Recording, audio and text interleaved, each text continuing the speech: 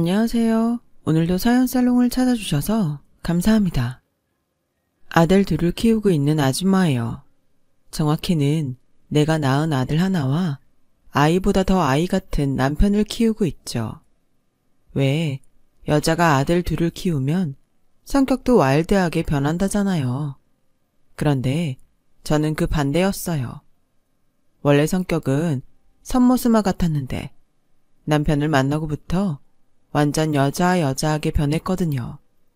좋게 말해서 그렇다는 거고 솔직히 말하면 가면을 쓴 거죠.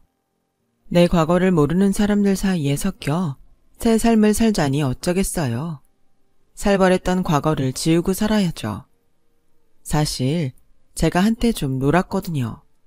그렇다고 친구들을 때리고 돈을 뺏고 그랬던 건 아니고 몸을 쓰는 운동을 하다 보니 주변에 비슷한 애들이 꼬여서 젊은 날 객기 좀 부리고 살았던 거죠. 그것도 다 옛날 일인데 막상 위기가 닥치고 보니 잊고 살았던 옛가닥이 나오더라고요. 그래서 지금은 에라 모르겠다. 그냥 생긴 대로 살고 있어요. 제가 이렇게 사연을 보내게 된 건 15년 만에 저희 본 모습을 드러내게 만든 두 사람 때문이에요. 앞에서 말씀드린 대로 제 학창시절은 그리 순탄치만은 않았어요. 운동하는 애들은 머리가 안 좋다는 선입견이 있잖아요. 따지고 보면 머리 좋은 애들이 운동도 잘하는데 말이죠. 어쨌든 제가 공부를 못했으니 그런 말을 들어도 할 말은 없었지만요. 그래도 못생긴 애한테 못생겼다고 하면 기분 나쁘잖아요. 공부 못하는 애를 콕 집어서 공부 못한다고 하면 열받고요. 그래서 대개는 그런 애한테 상처될 말을 안 하는데 하필 저희 담임선생님은 그런 배려가 전혀 없는 사람이었지 뭐예요. 애들 앞에서 대놓고 제게 돌대가리라 부를 정도로요. 너 같은 돌대가리가 운동 아니면 뭐 해먹고 살겠니? 그러니까 괜히 공부하는 애들 방해하지 말고 조용히 네 자리에서 퍼자. 그게 반 친구들 위하는 길이야. 당시 제가 격렬한 운동을 하긴 했지만 그래도 감수성 예민한 소녀였는데 그런 소리를 들으니 상처가 되더라고요. 거기다 하필 고3이 되고 얼마 안 돼 부상을 당하는 바람에 7년간 해왔던 운동을 그만둬야 하는 상황이 돼서 속이 많이 시끄러운 상태였어요. 그런데 하필 그런 때 담임이 도화선에 불을 당긴 거였죠. 그래서 펑 터져버렸어요. 공부 못하면 수업 들으면 안 돼요? 어떻게 학생 보고 학교에서 퍼 잘한 소리를 해요? 저도 등록금 냈다고요. 그동안 참았던 울분이 한 방에 터져선 담임한테 개거품 물고 개겼어요. 그 결과 담임한테 피 터지게 맞았고 제 뺨을 때리려는 담임을 밀쳤다가 어이없게 교사폭행으로 19 나이에 퇴학을 당하게 되었지 뭐예요. 억울해서 한동안은 잠도 안 왔어요. 그럼 담임이 내 뺨을 치려는 게 뻔히 보이는데 두 손 놓고 맞았어야 했다는 거야? 그것도 엄연히 폭력이잖아. 근데 왜 나만 처벌을 받냐고. 생각할수록 억울했지만 아무튼 저도 잘한 게 없으니 받아들이기로 했어요. 안 그럼 뭐 어쩌겠어요. 이미 학생부엔 빨간 줄이 그어진걸. 체육특기생으로 대학에 갈 줄 알았던 딸이 하루아침에 퇴학을 당하자 엄마는 머리를 싸매고 드러누웠어요. 괜히 저한테 운동을 시킨 아빠한테 화풀이를 하면서요. 하필 하고 마는 것들 중에 왜 유도체육관에 가선 애 인생을 이렇게 만들어요. 다른 집 딸들처럼 피아노나 무용, 미술 같은 거 시켰으면 이런 일은 없었을 거 아니냐고요. 난 몰라요. 난 내 자식이 중졸로 사는 꼴은 죽어도 못 보니까 당신이 공부를 가르치든 학교를 세우든 무슨 수를 써서라도 저놈의 기집애 대학 보내요. 안 그랬다간 당신이고 저 애물단 쥐고 집에서 쫓겨날 줄 알라고요. 엄마 말처럼 제가 유도를 시작하게 된 건 아빠를 따라 아빠 지인이 하는 유도장에 갔다가 그곳에서 고등학생 오빠들의 멋진 대련 모습을 보고 유도에 흠뻑 빠졌기 때문이었어요. 그날 이후 아빠를 졸라 유도체육관에 다니기 시작했고 국가대표를 목표로 꿈꿨지만 현실의 벽은 생각보다 높더라고요. 어쩜 그렇게 잘하는 애들이 많은지 제가 아무리 노력해도 국가대표는커녕 대입도 간당간당할 정도였어요. 부상이 아니었다 해도 선수 생활을 하기는 힘들었을 거예요. 그러니 엄마 입장에선 딸이 이도저도 아닌 인생을 살게 된 게 얼마나 화가 났겠어요. 차라리 운동을 안 했다면 기술이라도 가르쳤을 텐데 말이죠. 아무튼 엄마의 특명에 따라 저는 검정고시부터 준비했어요. 그래서 아빠랑 함께 검정고시 학원에 등록을 하러 갔는데 글쎄, 아니, 그럼 내 딸이 중학생 수준도 안 된다는 얘기입니까? 그냥 중학생 수준 정도가 아니라 중1 수준도 안 된다는 얘기입니다. 이런 수준으로는 당장 검정고시는 불가능하고요. 기초학력부터 다진 후에 시험을 봐야 할 것 같습니다. 한마디로 초등학생 수준이었던 거죠. 그날 검정고시 학원 면담을 마치고 돌아오는데 아빠가 그러더라고요. 너 오늘 일은 엄마한테 비밀이다. 네 엄마가 알아봐라. 너나 나나 죽은 목숨이야. 아휴, 그날 내가 체육관에 널 데리고 가지만 않았어도 내가 너랑 세트로 싸잡혀서 네 엄마 구박받을 일은 없었을 텐데 내가 전생에 너랑 무슨 원수를 졌길래 이런지 모르겠다. 아빠는 푸념을 하면서 저를 데리고 삼촌이 운영하는 보습학원에 갔어요. 그리고는 중1 반에 등록시켜 주셨죠. 내일 모레면 성인이 될 나이에 아직 솜털 보송보송한 애들이랑 같이 공부하려니 창피해 미치겠더라고요. 하지만 어쩌겠어요. 제 학업 수준이 딱 걔들 수준이라는데. 그래서 철판 깔고 강의실 맨 뒷자리에 앉아서 수업을 들었어요. 그렇게 2년간 중고등학교 과정을 다시 배운 저는 그제야 검정고시 학원에 등록해 본격적으로 검정고시 준비를 시작했고 드디어 합격증을 손에 쥘 수 있었죠. 거기까지 가는 데만 해도 몇 번이나 좌절을 했는지 몰라요. 하지만 인간의 능력은 참 대단해서 하려고 들면 못할 것도 없더라고요. 저는 검정고시에 합격한 다음에 대입에 성공했어요. 저를 알고 지내던 친구들은 모세의 기적보다 제 대학 진학이 더 엄청난 사건 같다고 할 정도였어요. 솔직히 저도 좀 그렇게 생각해요. 대학을 졸업할 나이에 신입생이 된 저는 남들보다 뒤처진 그 몇 년을 따라잡기 위해 부단히 노력했어요. 다행히도 운동할 때 매일 똑같은 루틴에 따라 반복적인 연습을 해온 덕에 체력과 지구력 하나는 누구보다 자신이 있었거든요. 운동 때문에 멀리 돌아온 인생이었지만 결국엔 운동하던 시절 덕을 보긴 한 거죠. 그쯤 되자 저를 애물단지 취급을 하던 엄마도 제 노력이 기특했는지 더는 뭐라고 하지 않았어요. 오히려 저 몰래 주변 사람들한테 제 자랑을 하고 다니실 정도였죠. 우리 부녀를 내쫓겠다고 살벌하게 엄포를 놓던 엄마가 말이에요. 활달한 성격 덕에 남들보다 늦게 대학에 들어갔음에도 저는 과대를 도맡아 할 정도로 적극적으로 대학 생활을 했어요. 덕분에 동기들과도 쉽게 친해질 수가 있었고 교수님들한테도 일찌감치 눈도장을 찍을 수 있었죠. 무엇보다 주선자 역할로 소개팅에 많이 참여할 수 있었어요. 지금의 제 남편도 그때 소개팅에서 만난 사람이에요. 당시 복학생이었던 남편은 쪽수를 마치러 나온 폭탄 제거반이었어요. 그런데 남편이 자기 역할을 망각한 채 최고 킹카 여학생을 지목한 거 있죠.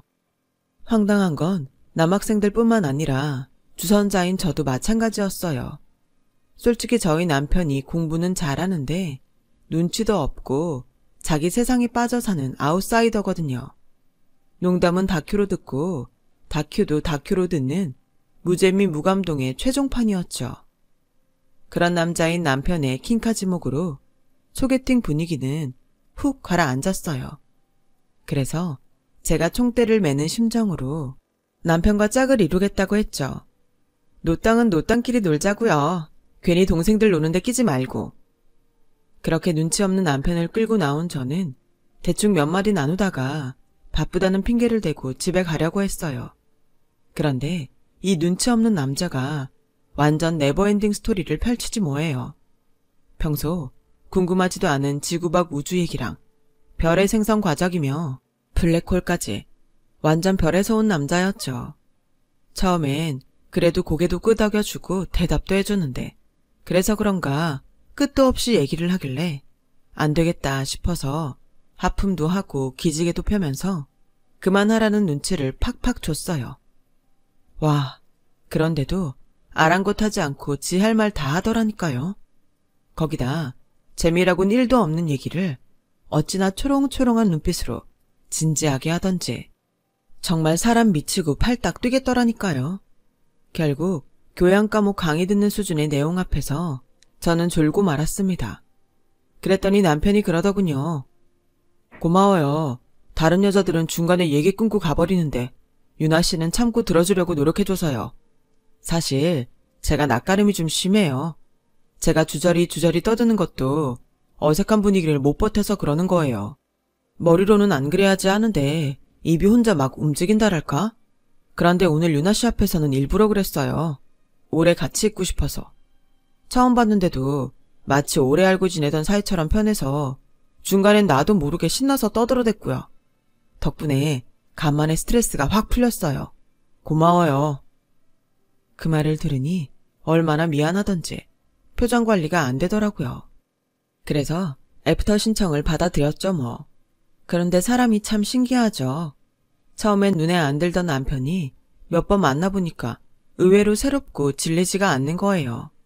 아는 것도 많아서 어떤 장르의 질문을 해도 다 대답해주는 것도 그렇고 그동안 제가 몰랐던 제 장점들을 잘도 찾아주는 게 은근 가슴 떨리게 하더라고요.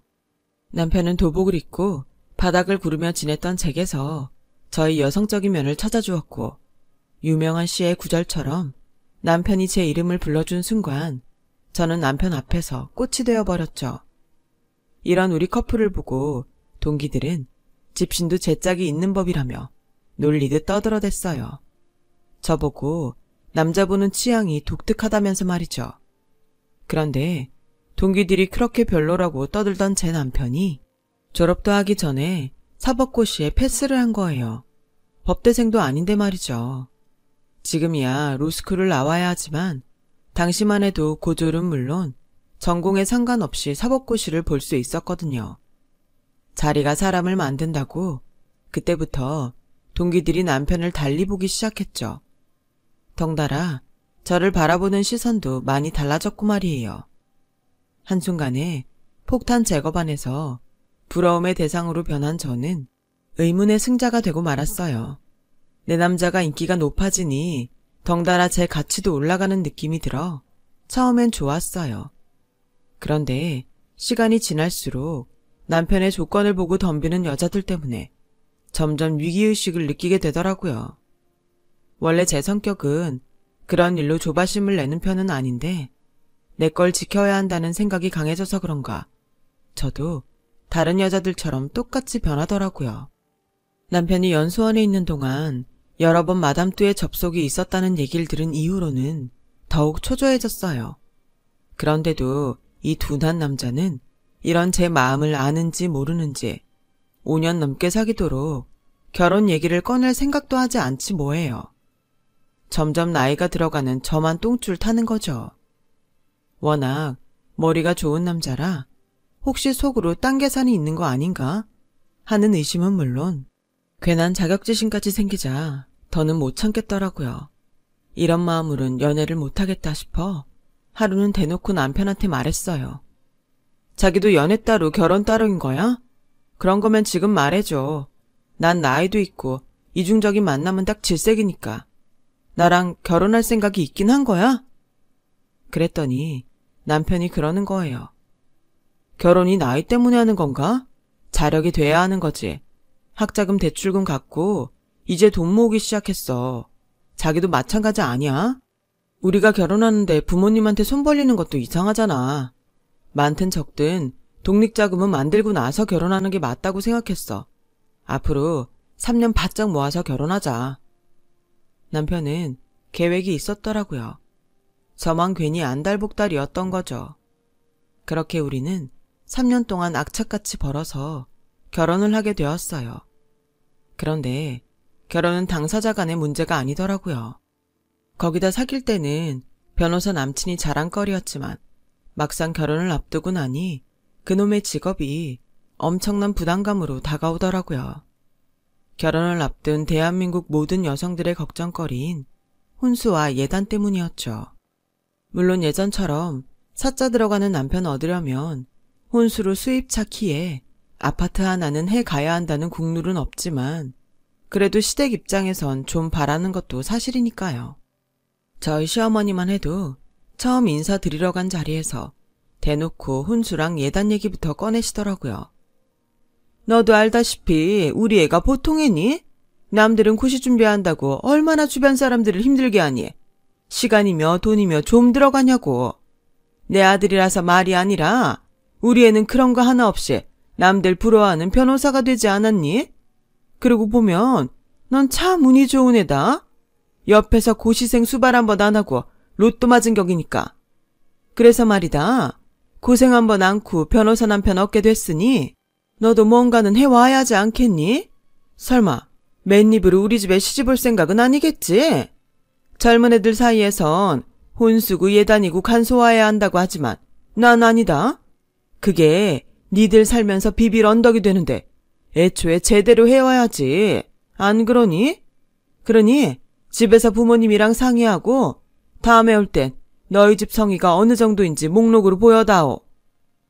메뉴 정할 때 아무거나 라는 말이 제일 사람 힘들게 하는 것처럼 알아서 혼수 예단 목록을 작성해오라는 시어머니 말에 한숨만 났어요. 그런데 더 한숨 나는 건 바로 남편의 행동이었어요. 언제는 부모님 손 빌리지 말자고 우리 힘으로 결혼하자고 하더니 정작 중요한 순간엔 입 싹 닫고 모르쇠로 일관했거든요. 정말 믿을 놈 하나 없다 싶더라고요. 그렇게 가시방석에 앉아 식사를 하곤 집으로 돌아가려는데 남편이 대수롭지 않다는 듯 시부모님께 그러더라고요. 저희 결혼은 그동안 우리 둘이 모은 돈으로 하기로 했어요. 집 구하는 것도 그렇고 차도 그렇고 애초에 공동으로 돈 모아서 하기로 했거든요. 그래서 말인데요.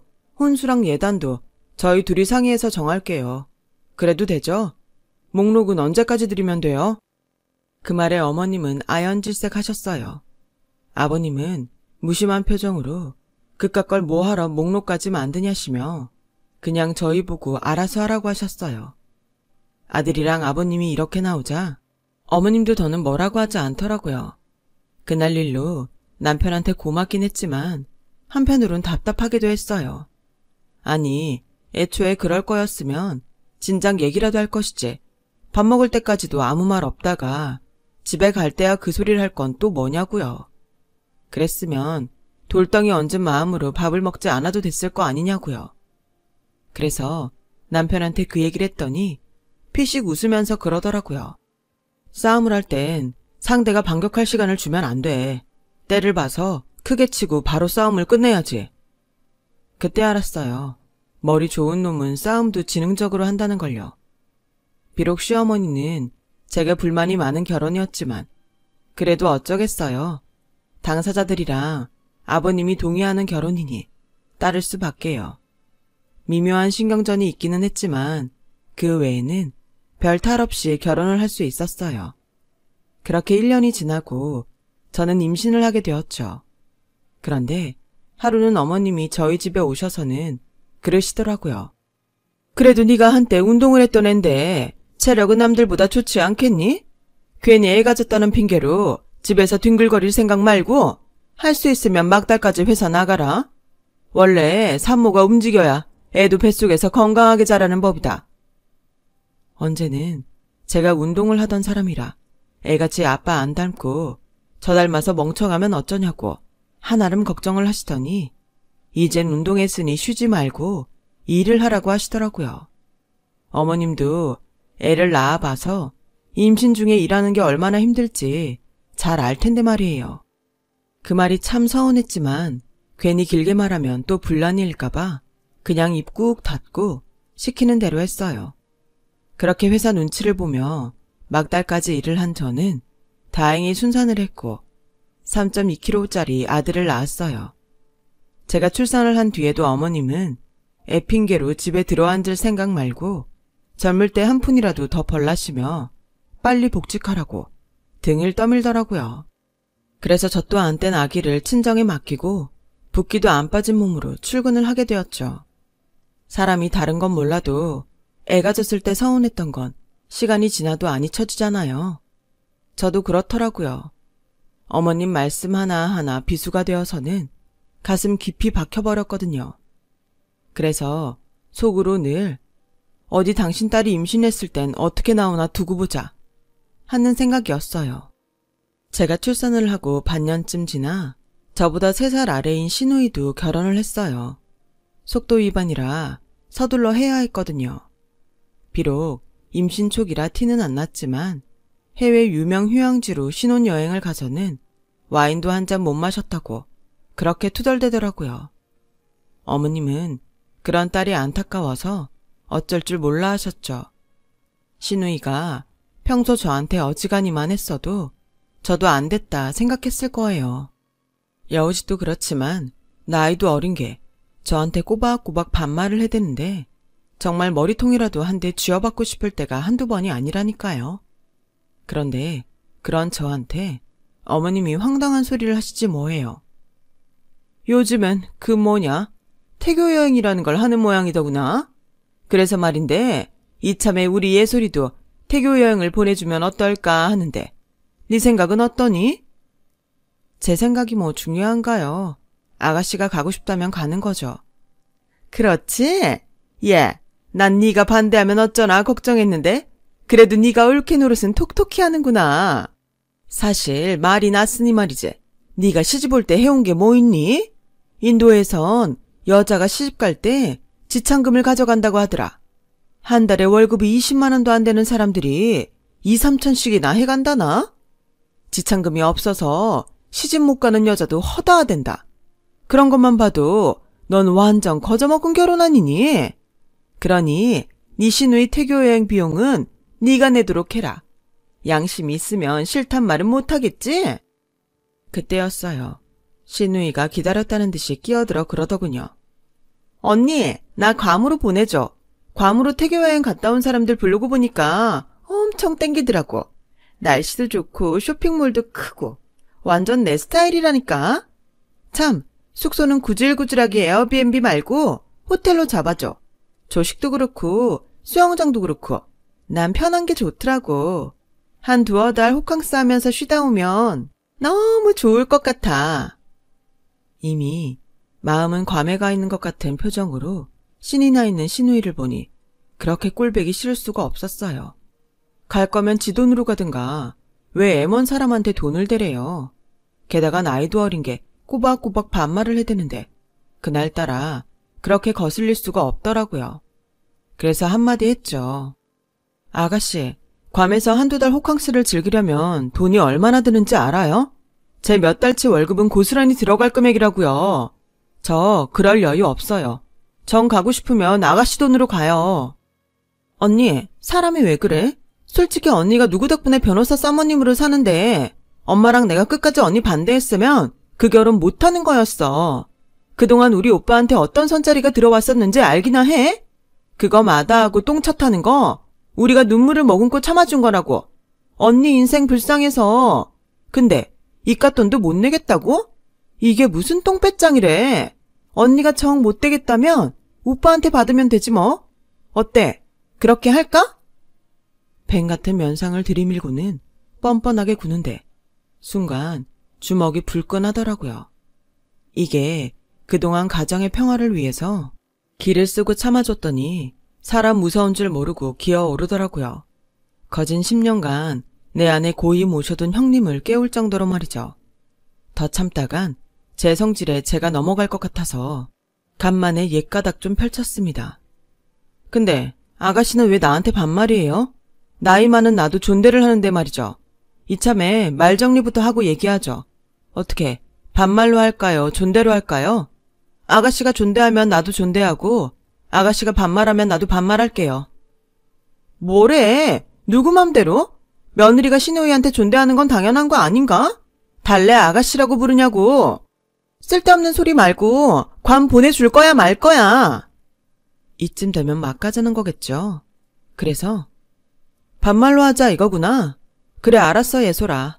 언니가 충고 하나 할게. 세상에 공짜는 없어. 인간관계도 내가 줘야 상대한테 받는 법이라고. 네가 나한테 요따구로 하는데 나라고 너한테 잘해주고 싶겠니? 태교 여행? 야, 지나가던 개가 없겠다. 네가 태교 여행 가면 그 더러운 인성이 깨끗하게 변한다니? 착각하지 마. 너한텐 태교 여행이 중요한 게 아니라 인성교육이 먼저야. 그리고 네가 뭔데 내 남편 돈을 함부로 쓰려고 들어? 언제 네가 돈 맡긴 적 있어? 네가 우리 재민이 기저귀라도 하나 사준 적 있냐고. 그런 주제 어디서 여행 자금을 대달래. 돈이 썩어 문드러져도 너한테 줄 돈은 한 푼도 없어. 그러니까 일찌감치 정신 차려. 그리고 어머님, 그동안 제가 꾹 참고 살았는데요. 더는 그렇게 못하겠어요. 어머님 아들 이혼남 만들고 싶으세요? 어머님이 금쪽같이 아끼는 손자 그만 보고 싶으세요? 그런 거 아니면 저한테 함부로 하지 마세요. 저요, 저희 부모님한텐 세상엔 둘도 없는 귀한 자식이에요. 어머님 자식만 귀한 거 아니라고요. 툭 하면 변호사 남편 얻었으면서 주제의 혼수도 제대로 안 해왔다고 그러시는데요. 변호사 남편이 뭐가 그렇게 대단해요? 제가 변호사 남편 둬서 뭘 얼마나 득을 보고 살았냐고요. 요즘은 경쟁이 심해서 변호사라고 해도 돈도 많이 못 벌어요. 어머님 아들 월급 직장인 수준이에요. 버는 걸로 치면 제가 어머님 아들보다 더 번다고요. 그뿐인가요? 가사노동은 누가 하는데요? 육아는 누가 도맡아 하는데요? 다 제 친정 부모님이랑 제가 해요. 어머님은 도우미라고는 10원어치도 안 주시면서 왜 매번 저한테 가시도치말만 하시냐고요. 제가 열분을 토하자 어머님도 질 수 없다는 듯 소리치셨어요. 애초에 네가 남들처럼 혼수만 제대로 해왔으면 내가 이러니? 네 몸뚱아리만 고작 들고 들어온 주제에 어디서 고개 빳빳이 들고 대들어? 버르장머리 없는 것 같으니라고. 누가 그래요? 제가 몸뚱이만 가지고 시집왔다고요? 저요, 결혼할 때 그이랑 반반씩 내고 신접살림 준비했어요. 저희 전셋집도 그렇고 살림살이도 그렇고 절반은 제가 한 거라고요.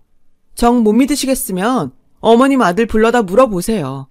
그리고요, 한 번만 더 저한테 무리한 부탁을 하시거나 혼수 타박하시면 저 앞으로 여기 안 와요. 저뿐만 아니라 내 아들도 이 집에 안 보낸다고요. 하나뿐인 아들 이혼남 만들고 하나뿐인 손자랑 인연 끊고 싶지 않으시면 어머님이 먼저 바꾸세요. 그렇게 저는 수년간 쌓아온 억울한 감정을 온전히 쏟아붓곤 집으로 돌아왔어요. 뒤늦게 그 일을 알게 된 아버님은 철없는 시누이와 어머님을 나무랬고 남편마저도 앞으로는 본가에 가지 않겠다고 선언했어요. 그러자 모녀가 저희 집으로 찾아와 고개를 숙이더군요. 그래서 못 이기는 척하고 사과를 받아들였어요.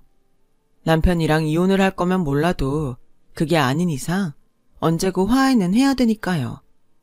아무튼 그날 핏대 세워가며 열변을 토한 덕에 지금은 저보다 훨씬 살만해졌어요. 이럴 줄 알았으면 진작 성격대로 할 걸. 괜히 죽어 살았네요. 앞으로는 며느리라는 이름으로 이유 없이 당하고 살지 않으려고요. 할 말은 하고 제 권리를 요구해야 제 위치를 찾을 수 있을 테니까요. 제 긴 사연을 들어주셔서 감사합니다. 가족과 함께 항상 건강하시고 행복하세요.